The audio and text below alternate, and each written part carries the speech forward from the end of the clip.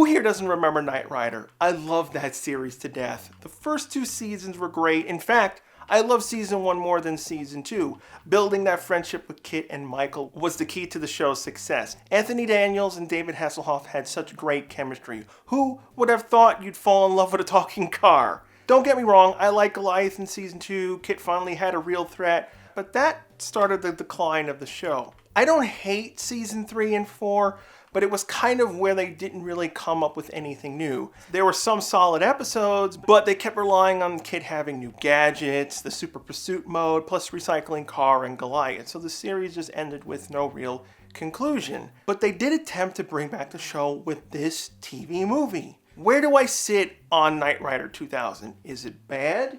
Is it good? I don't want to say it's bad. That's why I'm not doing this as a what went wrong episode, but it's not good either. It lost the feeling of Knight Rider.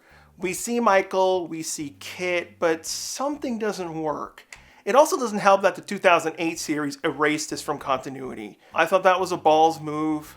The second reason why I think people had issues with the movie, it used a lot of elements from other things. The obvious one being RoboCop. We have the whole corrupted cops, object of the city as a symbol. We have a good cop killed and wants to get back at who shot her. There's even scenes that mimic it. The police locker room is used by everyone. RoboCop did that too. So Knight Rider 2000 is a direct continuation of the original series taking place roughly 20 years later. We have this whole situation, illegal handguns are getting into the black market, people are dying, and Flag isn't in the best of shapes. Originally, they intended this to be a series, then a first of 4 movies, similar to how they did Hercules and Tech War, but because the company didn't want to commit multiple films, plus with Hasselhoff being too busy with Baywatch, and people not really caring for Sean McCormick, everything was abandoned. So all we got was this one film, that Knight Rider 2010 movie, which has no relation to the series. What the hell happened there? They said they didn't want to make 4 films, but greenlit a second film in name only. For what? To piss off fans of Knight Rider and Mad Max? Followed by the abysmal Team Knight Rider show. I always point out their logo is way too similar to VR Troopers. Then the 2008 series, which I didn't like either.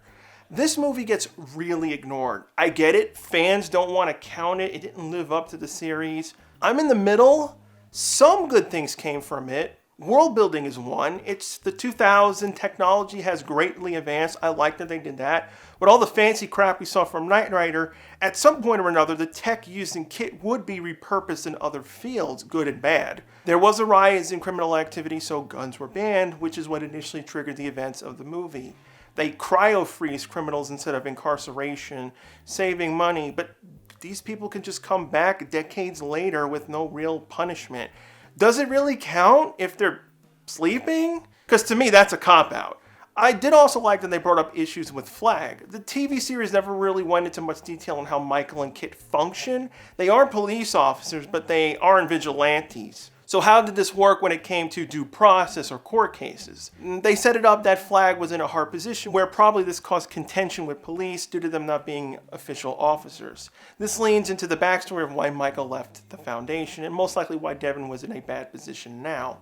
Everyone from the old team, Michael, Bonnie, RC, and April left. It's possible as the years went on, the Knight Rider 2000 car started to get old, Michael was burnt out, funding probably started drying up, so eventually everyone went on with their lives. All these hiccups led to Devin hiring Maddock as his new partner, where he ended up scrapping Kit. It's a decent start. There's some issues here and there. They couldn't really decide on how advanced the show is. 1 minute, when the Knight 4000 was being shown off to the mayor, everyone was bored and unimpressed. They can implant chips into people's brains, but then you have that cop later being shocked by a computer inside Michael's car that could talk. I wish they would have worked that out better. The only 3 characters that returned were Knight, Devin, and Kit. The new writers, I think, did a good job recapturing all of them. No one felt like they were doing something they wouldn't do. When Maddock trashed Kit with the wrong steering wheel, Devin was furious. We know the history he has with Kit and Wilton Knight. When Kit was brought back online, Daniel slotted right into the role. I guess the one difference, they showed Kit to use more language. He says things like, Michael looks like crap. That's as far as changes I can think of. Now, Michael. It's been 20 years in the story. You could see he didn't leave on any bad terms. He was just tired. I don't blame him. First you had your face shut off, then changed. Then you find out your face was based off the son of the company owner.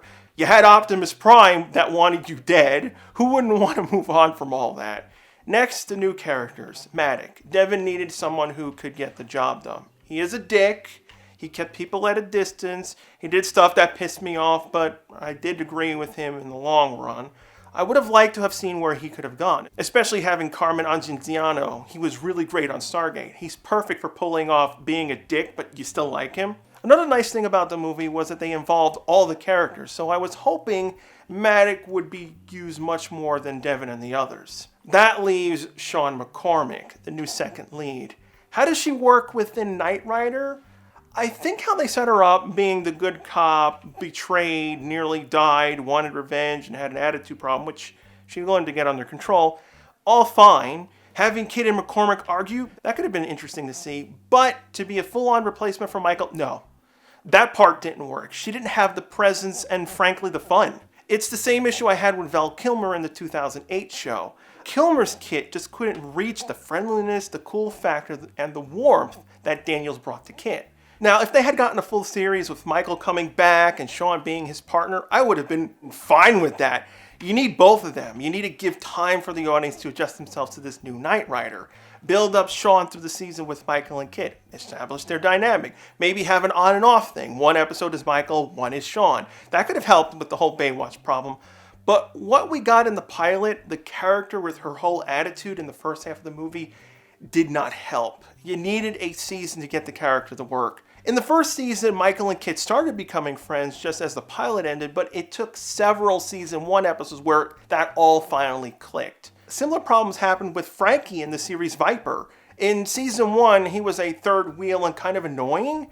They didn't know where to fit him in, but when they retooled the show in the later seasons, they got him to work. He was still the same character, the goofball, but was treated more seriously when they needed that, and eventually becoming important to the main team. For the most part, the pilot is good. Mitch Pileggi as the main villain, good actor, liked him in Stargate and X-Files, but sometimes I think he went over the top here. There are moments where he gets too close to being a cartoony villain. One thing I particularly hated was the deaths. It's not the death itself, it's the fact they kept pulling this. They do a fake out with Kit, following by Devin's. You didn't need to do Kit's. Devin was enough. From a story perspective, it's Michael's lowest point. It's also what shows Sean, Michael as a person. It forms that connection between the two of them. But having Kit out of the picture sucked. It would have been more impactful if Kit and Sean were turned down because Michael was that angry rather than her being alone. The last thing that I didn't care for was the new car. They originally wanted another Pontiac, but for some reason that fell through, so they ended up modifying another car and came up with their own design. It got reused in other shows. The shape was fine. I think the red was the wrong decision. It's called Knight Rider. It should always be black. You really need that.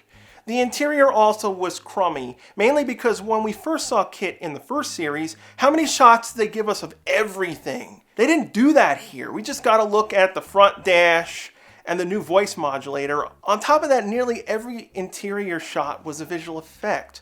We never got a shot of just a car being driven down the road for real. But thanks to the way the movie is structured, Kit did not get a good amount of time for us to see him in action, bar the return of the amphibious mode. That's probably the third thing that made people underwhelmed at the movie. There was just so much crammed into the film, it suffered. This badly needed to be a series or at least 2 movies. Compared to the later shows, I wish this one had gotten a chance. It didn't go so out there. Every time they do a Knight Rider, they'd go away from the original concept. One man can make a difference. So they're like, let's make 5 cars. Give the car transforming abilities that can't work with a smaller car, the AI being bland, and characters that were boring. For me, this movie is a part of the series. It's not perfect, but it had potential.